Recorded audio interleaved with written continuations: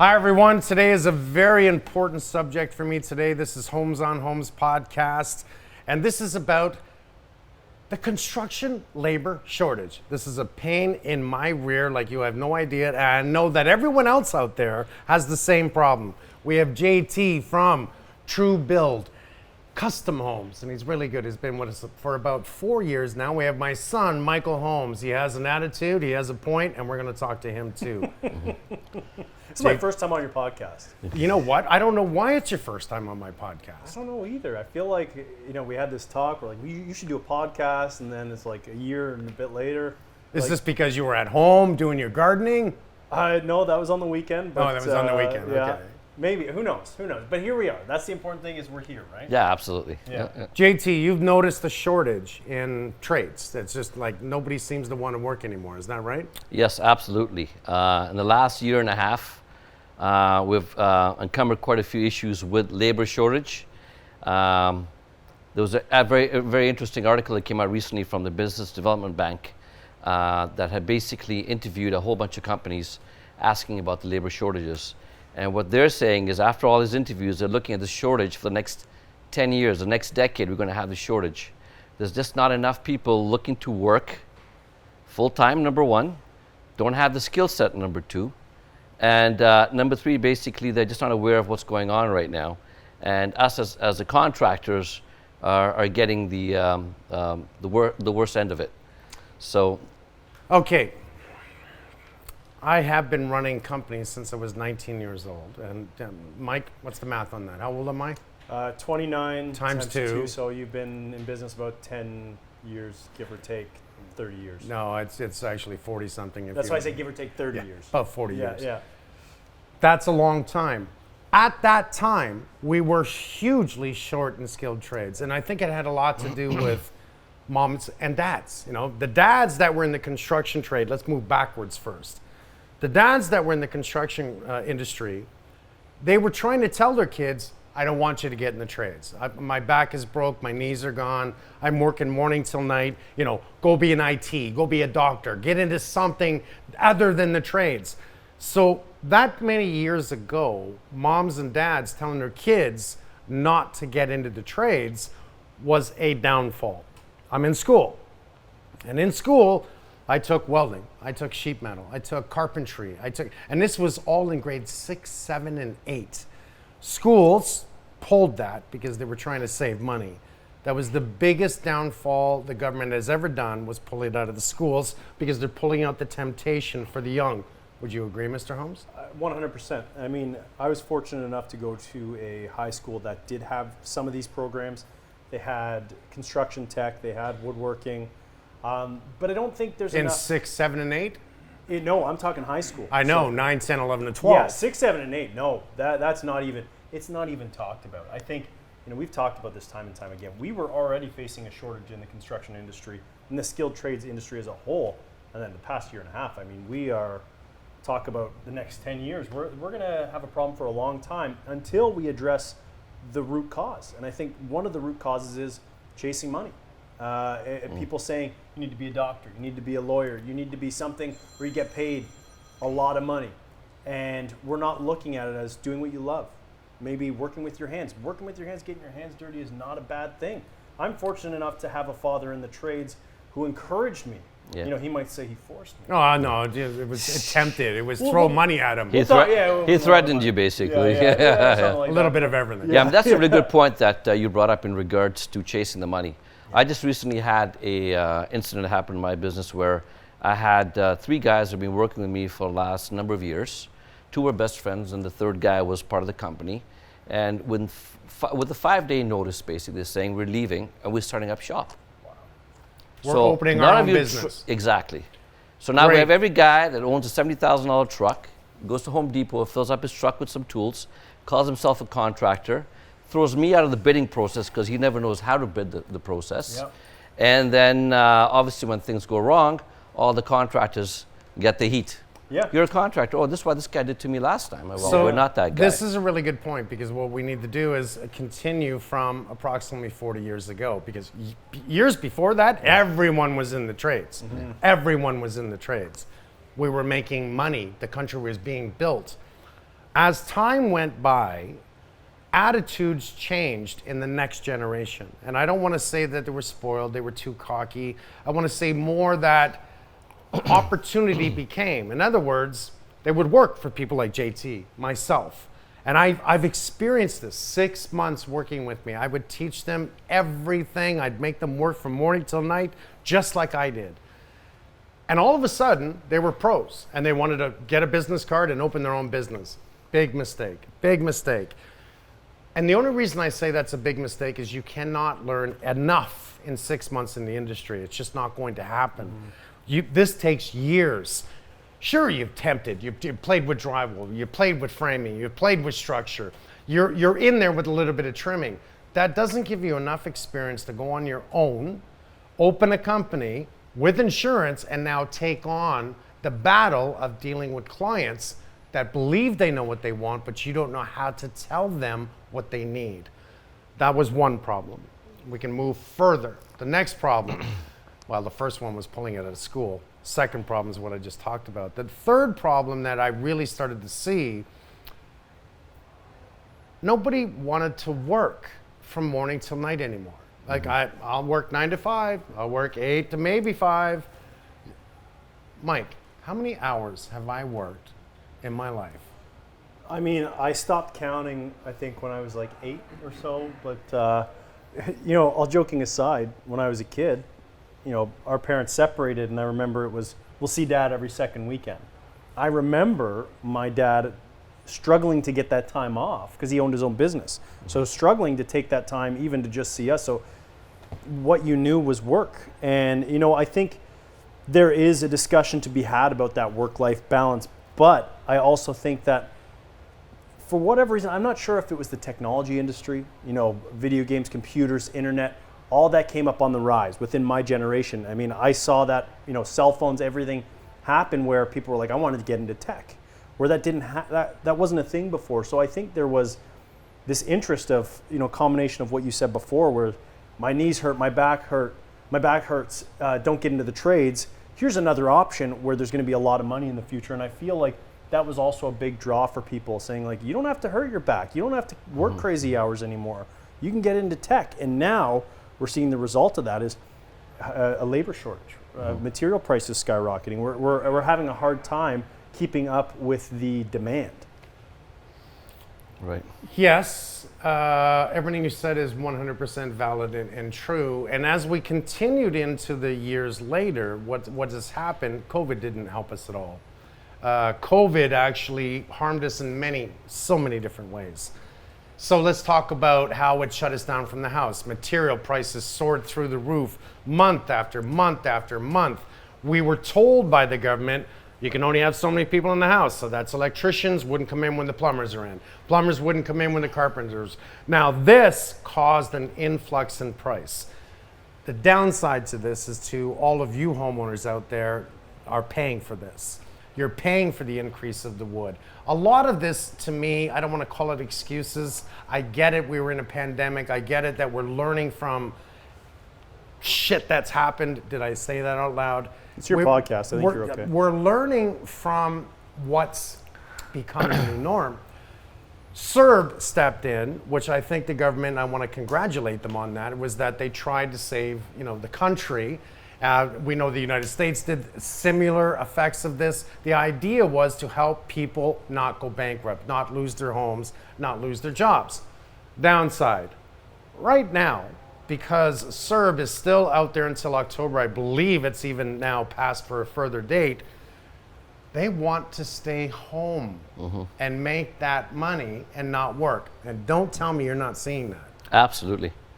It's all because of that CERB. In my instance, when this all started off originally, and I was getting an influx of calls, and I'm like, what's going on here? Why am I getting all these calls for renovations all of a sudden? Where's all this money coming in from? And I happened to ask one of the clients and ask him, honestly, where did you come up with this money from all of a sudden? He goes, there's 5 people at home at $2,000 a pop. All 5 of us are working part-time on cash. We're making more money than we ever did before. Right. So here we are. Can you please do our renovation for us? Now, just so you know, the government has already warned everyone prior that if we find out you are screwing the system, you will pay the piper. and those who did, you will pay the piper. It's a shame because what that has done is harmed all industries. Restaurants, they can't seem to get waiters, waitresses. I mean, this has hurt every single industry. Okay. I want to start talking about things that we can do about this. First of all, my son, Michael, me, my daughter, Sherry, she represents women in the trades. We are the ambassadors to Skills Canada and World Skills. And as far as I'm concerned, this is the biggest thing the world has ever done besides the Olympics. And I still do not understand why it is not televised, why I have been unsuccessful in creating a television show around world skills. And I promise you, I'm not going to stop until I do. What I'm witnessing, and I know my son has, because we've been to, we've been to UK, we've been to we were in Vancouver, we were in Calgary, Germany. We've been all over for World Skills. Every 2 years, there's a World Skills event, 60 countries, 47 trades, robotics, IT, you name it, electricians, pilots, helicopters, automotive. Pastry chefs. Pastry chefs, serving, we can go on. 47 trades. 60 countries, over 1,000 people compete for gold, silver, and bronze. I've seen an increase in the trades, of women getting into the trades especially. High numbers, not just me. It's actually statistically proven higher numbers of women getting into the trades.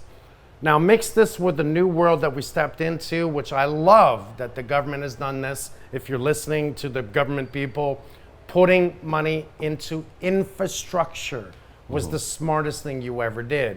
We're fixing the roads, we're fixing the bridges, we're keeping people employed, especially in the COVID time. Do you think, JT, that had anything to do with, because right now every highway's being worked on, every road's being worked on, every bridge is being worked on. Do you think that has possibly moved the renovation field into the infrastructure field? The renovation field into the infrastructure world? Sure, because they're making big money on bulldozers, tractors, asphalt, you name it. Absolutely. So we lose a lot of guys to that kind of infrastructure. So if a guy is working X amount of dollars for a renovation company, and all of a sudden there's an ad that calls for people for infrastructure, they're being paid twice as much, they're jumping ship. They're moving over there. I really had a feeling with that. I mean, we've never made so many tractors in years. We've never, the dump trucks are, holy cow, how many dump trucks? Like, let's go on the highway driving and count. Never mind I spy with my little eye, something that is blue. How about I spy with my little eye? How many freaking dump trucks are on the highway? Or tractor trailers, which is a whole new job in itself. Trust me, you go get your AZ license tomorrow, you got a job. In the construction industry, you have a chance of a lifetime. It's not about driving a truck. It's not about fixing highways. It's not about fixing roads. Your chance of a lifetime is to learn the trades. More people are happening every day. What does this tell you in science in your minds? That means haircuts. Oh man, I could be a hair cutter. Oh, by the way, that's the trades. I could cut hair. Why? There's going to be more people tomorrow, more people the next day, and so on. That's never going to change. I can tell you right now that welders are right now in such high demand because there's not enough welders out there. I can tell you the masons, you got an opportunity for life because we're going to be building every foundation for every new home of all these new people that are on this planet every day. When we look at statistic numbers and in science of where we should be thinking and where we should be going, why wouldn't you do the trades? My biggest complaint, I'm going to say this one more time, taking it out of the schools was the biggest mistake that was ever done. Because when I was a kid in grade 6, 7, and 8, I built a house to scale with 2x4s. It was all balsam wood, used the table saw, chop saw, we used it all. But I built a home. I was in sheet metal class. I was in welding, burnt my hand like you couldn't imagine. I'll never forget it, but I mean, I did, but I learned never to touch the metal after you torch it. Accidents do happen. In school, I was lucky enough to give that, not to mention my father was, to me, Superman. Even though he wasn't, he was just a handyman. He just fixed stuff. He fixed our houses. I thought he was Superman. It was when I got into the trades And I started doing it that my father realized how good I was, which, you know, kind of made me almost cry before he died because he told me how good I was. I just said, Dad, what are you talking about? Man, you can do this in your sleep. He goes, no, Mike, I can't understand anything you're telling me. I don't understand the codes. And I was like, oh, man. So you said a point, Michael, about not wanting to work so hard. Problem? How do we balance the system and how do we fix the system of getting more trade people? Well, I think, you know, one of the things we've kind of danced around, but I think one of the biggest problems, again, we've said it a million times, is the stigma that surrounds the skilled trades industry. You know, it's the fact that we've come so far away from saying, hey, you should get into the skilled trades. Because like we said before, you should become a doctor, a lawyer, chase that money. A lot of those people, I went to school, when I went to George Brown, a guy that I was with, he had his degree in kinesiology. He had a degree in accounting. He goes, I hated it. I hated my job. And now he's one of the most talented carpenters I know. The problem is we're pushing people into other industries saying, oh, well, no, the high school dropouts, those are the people that get into the skilled trades. I've told this story a million times. My buddy who's an electrician, he's a commercial electrician who works in Ottawa. He's working in a mall. Father and his son walk by and he overhears the father say, this is why you stay in school, so you don't become like him. Little does he know, my buddy's making great money. He loves his job. So he's doing something that he's passionate about, but people look down upon the skilled trades. Waitresses, hair cutting, massage therapy, all of these things that we don't realize that not only do we need people fixing our roads, our houses, cutting our hair. These are essential services that we will need for the rest of our lives. When you went to George Brown, did you not notice there was a lot more guys and girls than going to George Brown? Yeah. Wanting to become trades? Absolutely. Now that you are an ambassador to World Skills Canada, like with me, Yeah. have you not noticed that we're seeing more men and women jumping in on this? Yeah. That we see Conestoga College, that there's a renovation class under my name. More kids, I say kids, okay? Only because I'm probably getting older, 29 times, see what happens. More kids I'm seeing get into this. So I'm having a problem with wondering what the hell's going on here. If we are seeing the drive of getting into the trades, then why do we have such a huge shortage? Well, I think a part of it, you know, I think about this all the time when we talk about skilled trade shortages. I'll never forget, it was years ago, I think we were doing Holmes Makes It Right. At this time, I was running job sites, so I wasn't really on camera as much. I was doing, as a general on the job site. And I remember we were doing a school job. Remember in Brampton, we were doing a school, so we had the kids come out and help us. One of them said, I want to be an HVAC technician. I love this. He was helping out. He was working under Gary and Brian at the time. And I said, well, that's amazing. What school are you going to go to? He goes, well, my mom won't let me. My mom wants me to be a doctor, so I'm not going to be an HVAC technician because my parents won't let me. Back to square one, again, it starts from the very bottom. Yeah. We got to support the kids, like you said, in the schools, right at home, to get into the skilled trades. Just try a trade. Like you said, Skills Canada, World Skills. Go out there, work for someone with the summer. You might find a passion for the trade you didn't know existed.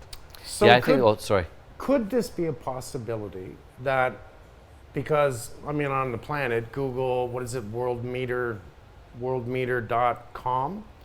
This will tell you, the fires that are burning around the planet, hectares being destroyed, desaltation. I can go on and on. I love this thing because it's actual fact. And as a matter of fact, it'll also explain how many people are on the planet today. How many people are on the planet? 7 billion. How many? Something like 7 billion. 7.5, yeah. Billion Oh, geez. people. Yeah. It's almost 8 billion. Check it out for yourself. Estimated by 2060, we're supposed to reach 10. Okay, and when we reach 10, now this isn't a whole different podcast. This when we're at the tipping point. We've gone over food consumption, water consumption. we're in hell then. Before we get there, why is it we don't have enough trades? I still am having a big issue with this. JT. There was a void in between. There's a void in between your age group where kids were told not to go to trade school. So let's say it was a decade, right? When I look at the people that I'm hiring, for example, I see a certain age group that keeps coming in and out. And there's one age group doesn't come in at all.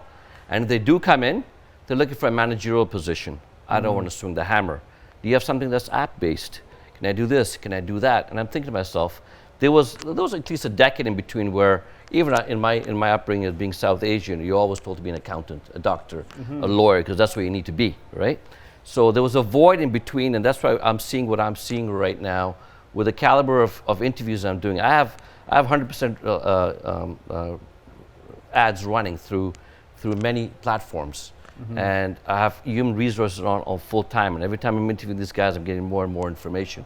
So I think there was a void. So I either have the guys that are 40s or the 30s who are running their businesses, then 20 goes, can you please hire me? I want to learn what has to happen here. But they're just said it. It wasn't just one void, there was many voids. Yeah. So that was one. The other void, mom and dad not telling their kids not to get in. Right.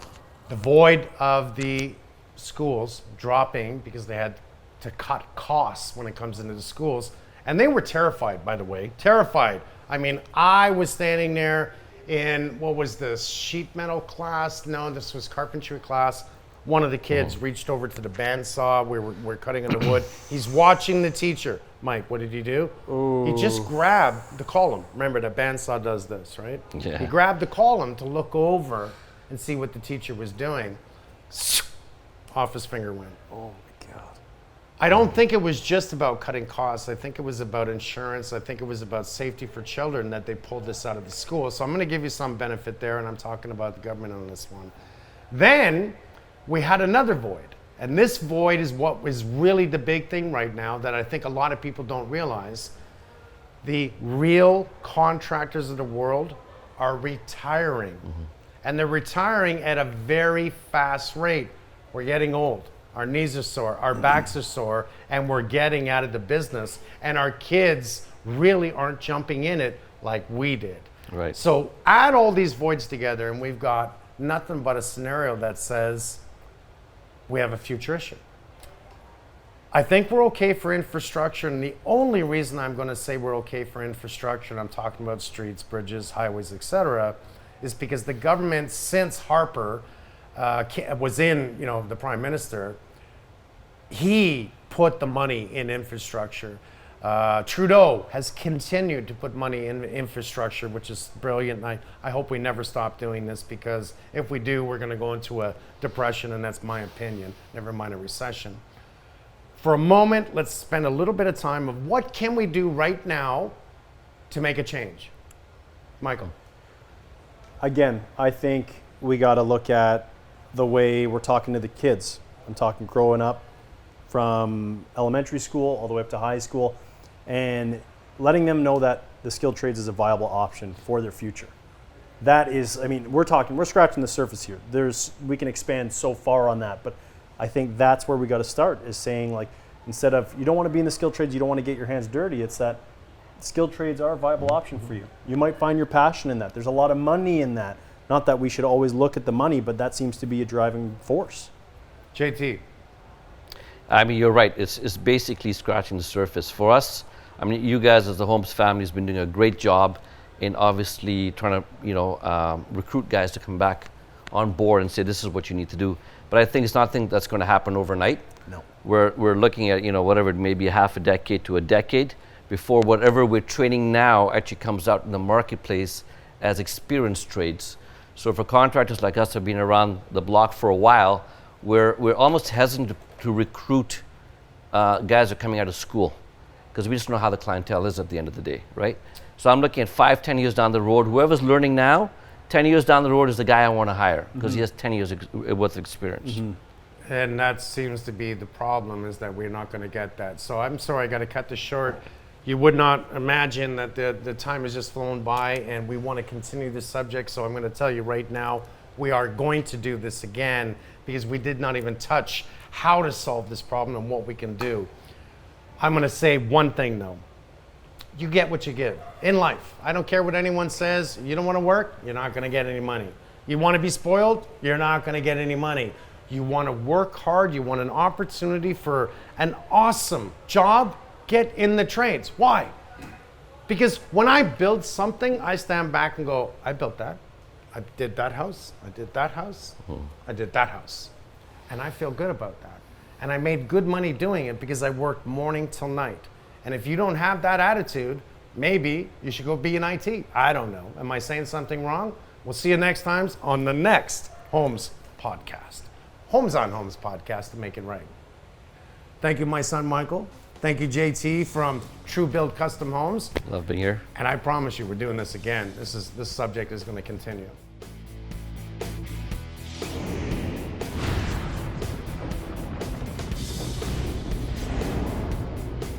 This episode is brought to you by Improve Canada, Canada's largest home improvement center. Check out improvecanada.com. If you like the show, check out the episode page on makeitright.ca for more tips.